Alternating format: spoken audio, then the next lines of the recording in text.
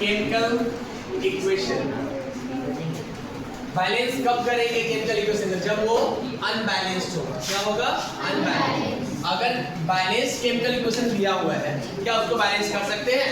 वो already balanced है। इसको बैलेंस करेंगे जो अनबैलेंस्ड होगा। पहले सबसे पहले स्टेप 1 में हम जो भी रिएक्शंस हैं उसको चेक करेंगे कि वो बैलेंस्ड है या अनबैलेंस्ड है। तो देखते हैं सबसे पहले कार्बन या C3, कार्बन 3 है और इस साइड कार्बन कितना है? 1 है। क्या ये बैलेंस्ड है? नहीं। इस साइड को हम लोग बोलते हैं LHS, लेफ्ट हैंड साइड, और इधर RHS। हमको इक्वल क्या करना है? LHS equal to RHS। जितना LHS में होगा उतना ही क्या करना है हमको? RHS। ठीक है।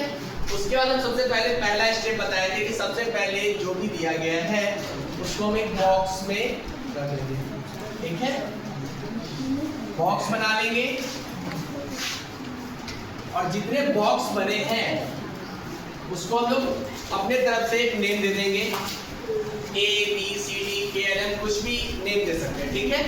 तो हम इसका फर्स्ट बॉक्स का नाम हम लोग रखते हैं A, सेकेंड बॉक्स का नाम B, और इसका C और D। अब जो ये A है वो ये सारे ये कार्बन के लिए भी कोएफिशिएंट्स है, हाइड्रोजन के लिए भी है। जो ऑक्सीजन के लिए कौन सा हो गया? D। C किसके लिए होगा? कार्बन और ऑक्सीजन के लिए। और D किसके लिए हो गया? हाइड्रोजन और ऑक्सीजन। अब हमको क्या करना है? LHS equal to RHS। तो पहले हम लोग इक्वेशंस बना लेंगे। क्या बना लेंगे? इक्वेशन। तो देखो कार्बन है, पहले कार्बन जो NHS में होगा वही RHS में होगा। कार्बन है, फिर क्या है? हाइड्रोजन है, और क्या है? ऑक्सीजन है। ये 3 एलिमेंट्स हमको दिया गया है। यही 3 एलिमेंट्स हमारा RHS में भी है, कार्बन, ऑक्सीजन एंड हाइड्रोजन। अब LHS में देखेंगे कि कार्बन की संख्या क्या है? नंबर ऑफ कार्बन्स कितने हैं? 3। और इसका कोएफिशिएंट क्या है? 8। तो लिख ले 3A। इसमें कोई प्रॉब्लम? No sir. अब क्या LHS में कार्बन दिख रहा है? नहीं दिख रहा है ना। अब देखो इक्वल टू RHS में देखते हैं कार्बन कितना है? नंबर ऑफ कार्बन्स 1, और इसके साथ क्या लगा है? C। तो क्या होगा? 1C। तो C ये फर्स्ट इक्वेशन हो गया। क्या हो गया? First equation. कार्बन हम लोग खोज लिए। अब है हाइड्रोजन। क्या है? हाइड्रोजन। कितने हाइड्रोजन्स हैं? 8। और इसका कोएफिशिएंट क्या है? 8। तो लिख सकते हैं 8। क्या कोई प्रॉब्लम? No sir. क्या LHS में हाइड्रोजन है क्या? No sir. नहीं है ना। अब देखो इक्वल टू RHS में देखो कितने हाइड्रोजन्स हैं? 2। और इसका कोएफिशिएंट क्या है? D। तो लिख ले 2D। कोई problem? No sir. Second equation. उसके बाद ऑक्सीजन कितने numbers? 2। Coefficient 2B। Very good. 2B equal to कितने हैं? ऑक्सीजन 2 और कोएफिशिएंट C 2C। और यहाँ भी एक ऑक्सीजन है। इससे पहले क्या? प्लस कितने ऑक्सीजन? 1 सेंटीमीटर मल्टीप्लाई कर दिया तो ये 3 इक्वेशंस बन गया। ठीक है। अब इस 3 इक्वेशन को हमको सॉल्व करना है। क्या करना है? सॉल्व। तो सॉल्व कैसे करेंगे? ठीक है, तो ये आपके ऊपर डिपेंड है कि आप किसी भी वेरिएबल्स में आप क्या कर सकते हैं? 1 पुट कर सकते हैं। क्या कर सकते हैं? ठीक है। तो फ्रॉम फर्स्ट इक्वेशंस क्या दिया है? 3A equal to C।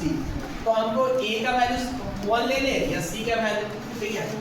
तो A का वैल्यू अगर हम 1 मान लेते हैं तो आपके ऊपर डिपेंड है। हम A का वैल्यू 1 माने तो 3 बन जाओ 3। तो C का वैल्यू क्या आ गया? 3।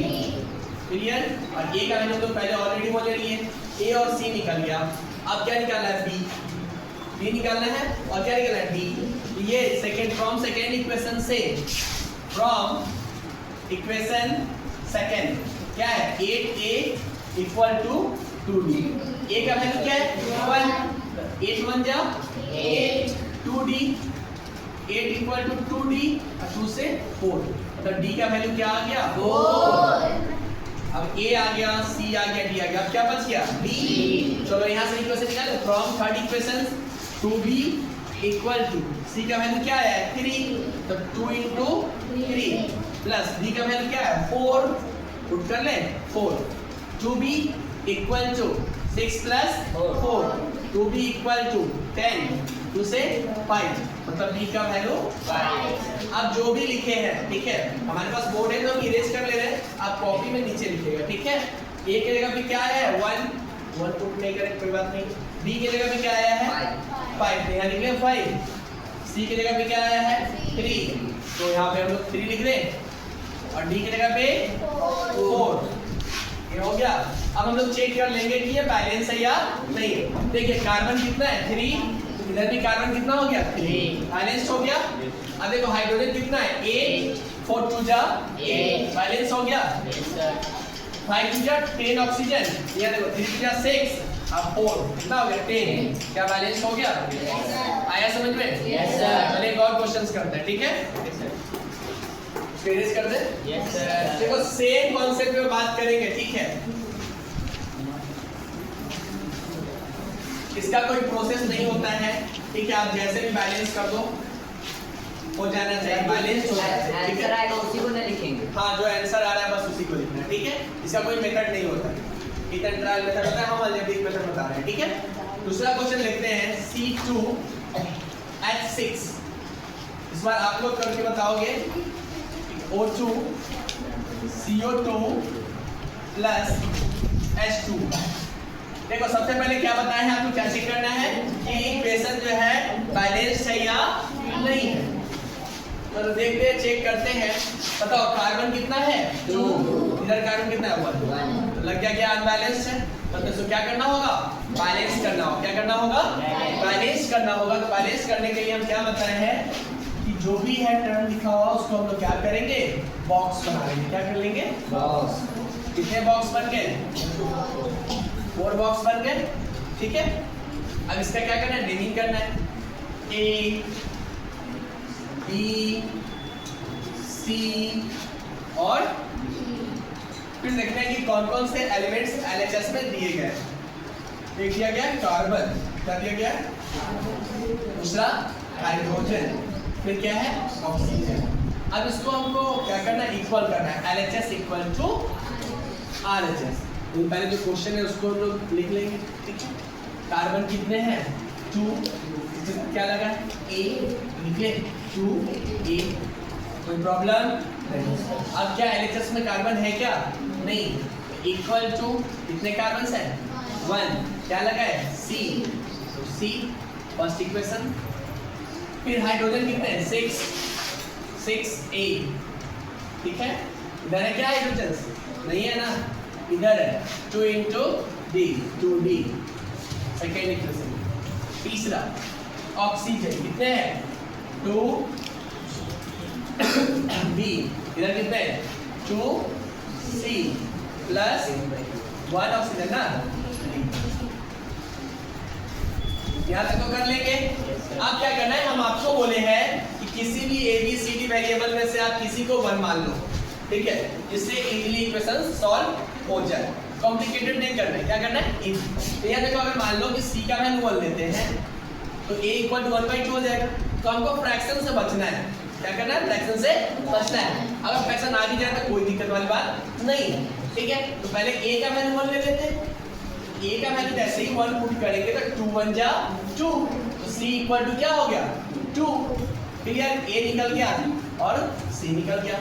अब देखो ये दोनों को पुट करके कहीं से आंसर आ सकता है क्या, हाँ, सेकंड इक्वेशन में A और D दिया हुआ है, तो A का वैल्यू क्या पुट करेंगे 6 1 जा 6 और 2D है ना, 6 है 2 से कट गया तो 3, तो D का वैल्यू क्या आ गया 3।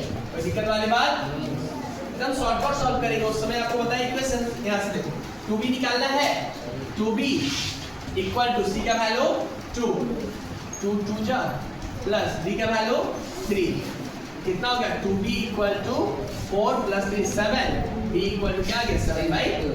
अब तो आ गया, कोई दिक्कत नहीं है भाई, D का वैल्यू 7 है। तो क्या करना था, फ्रैक्शन से बचना था। बैलेंसिंग में फ्रैक्शंस नहीं होते, हो भी गया तो कोई दिक्कत वाली बात नहीं है। तो A का वैल्यू 1 है ना, B का वैल्यू क्या है 7/2, तो हम लोग पुट कर ले यहाँ पे 7/2। C का वैल्यू क्या आया है 2 और D का वैल्यू क्या आया है 3, ये लिख ले। लेकिन हम क्या बताएं कि फ्रैक्शंस में नहीं लिख रहे हैं, किसमें नहीं लिख रहे हैं, फ्रैक्शंस।